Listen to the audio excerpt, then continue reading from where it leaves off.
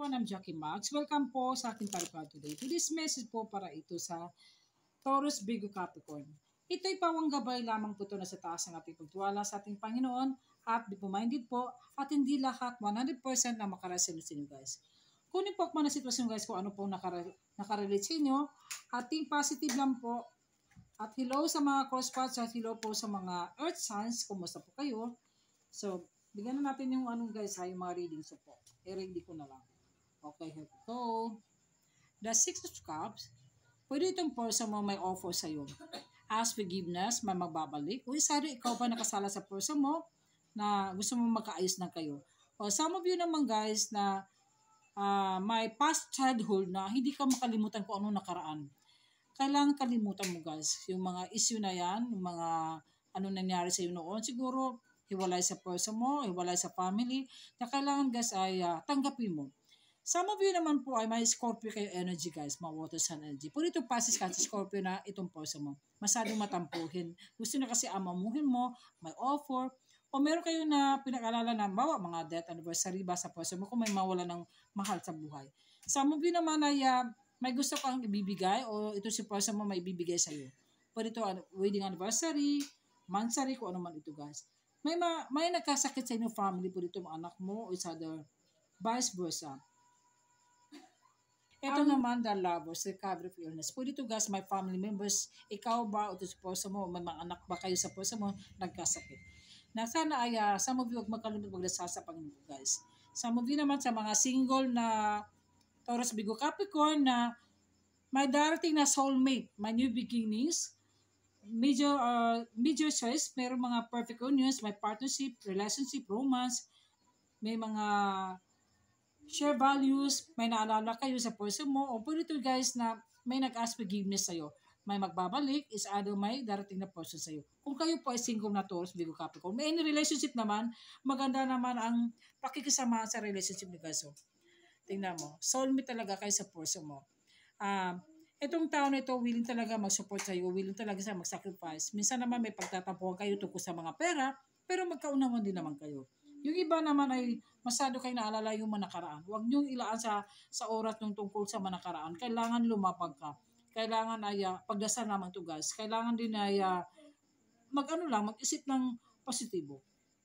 Nine of Wands, marami kang mga sakripisyo, challenges na iniisip mo. Hayaan mo, dating ng panahon, maaayos yan. Lahat ng mga wish mo, mga pangarap mo, maging maayos yan. Ibibigay yung universe sa'yo.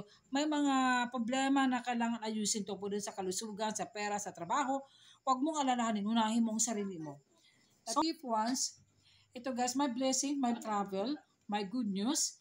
Pwede ito guys, masikaso ng ari-arian, bahay, lupa. Pwede guys na, pwede itong person mo nasa ibang bansa, other vice versa. Self-confidence, self-belief, magtiwala ka lang sa kakayahan mo, pagdasa naman kung may problema kayo sa mga anak mo, sa person mo. Pwede ito guys, na sa trabaho guys. Masyado ka nag-alala sa income, masyado ka nag-alala sa pera, pero huwag mo isipin mo, ang unahin mo, kung may problema ka sa sarili mo, unahin mo daw. At maganda yung paglalago sa negosyo, sa mobile, sa mga Taurus, Virgo, Capricorn, lalo na po sa career at lalo na sa trabaho din. Ipagpatuloy lamang to guys. Tingnan natin sa Oracle card. Honesty, be honest. Pwede ikaw ito o ikaw itong ugali mo, honesty ka talaga. Relationship, pwede ito sa parents, na hindi kayo nagkanawaan sa mga anak mo, may pag-aayos, may ask forgiveness. Pwede ito guys na relationship with God. Some of you naman ay huwag makalimot po. Unahin natin si Lord sa buhay natin. Kapag inaayos mo buhay mo, palang araw, maintindihan mo kung ano yung mga pagkukulang mo sa sarili mo, sa iba, o pwede ito sa family members mo. Tingnan natin po. Crystal clear intention. Be clear about what you desire and focus upon it with unwavering faith. Hugot sa pagtuo guys, unwavering faith. Tingnan na, kailangan talaga guys, focus ka sa sarili mo. Kailangan sa mga ay magdasal.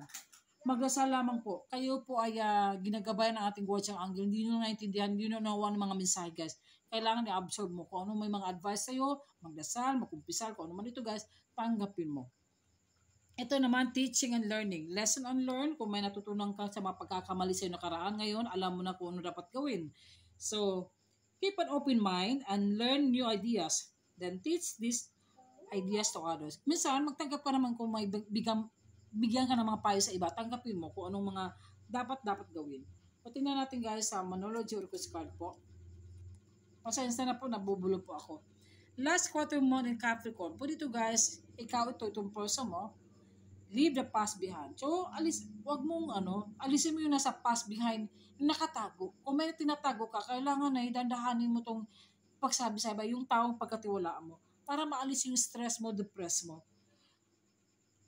Pangalawa naman po, New Moon in Virgo, po dito may family members, person mo ito si Virgo. Trust all will be well. O po dito guys, na may nag-advise sa'yo. Ibisaya ko lang ha, salig lang sa imong kagalingon, salig sa Ginoo. Salig ka sa imong mga, kung ano man meron ka. Huwag kang mawala ng pag-asa. Ibig sabihin, trust God, trust yourself, trust intuition, trust instinct, trust yung mga kakayahan mo. Huwag mawala ng pag-asa po. Ito naman po sa love life, tingnan natin sa mga Taurus, Virgo, Capricorn. Confidency, addiction affecting your romantic life. Siguro guys, itong person mo, ikaw ba may dapat iwasan yung mga bisyo na yan? May mga bad habits? O pwede ito guys, toxic yung person mo? Isa ikaw ba o siya? O nag-cheat ba itong person mo? So kailangan ito yung iniisip mo eh.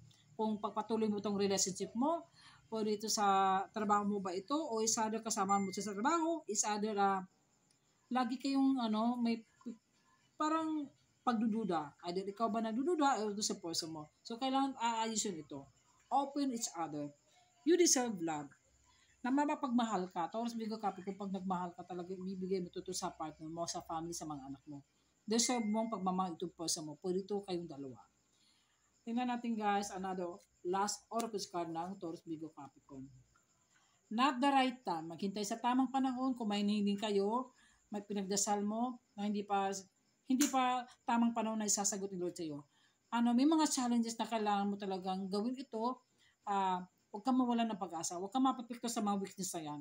Siguro, darating ng time para talaga sa iyo. Maghintay sa tamang panahon. Wait in the perfect divine timing. Siguro may aayusin ka sa sarili mo, pwede sa health mo, sa trabaho, sa negosyo, sa family member, sa relationship, na kailangan sa tamang panahon. Kung kayo po nagdadasal na sana darating si person mo, sana ito ay magpakasal kayo, maayos ang relationship mo, kung ito ay nahingin sa iyo ha, kung single person ka. Kaya lang po at maraming salamat. Thank you and God bless. Bye.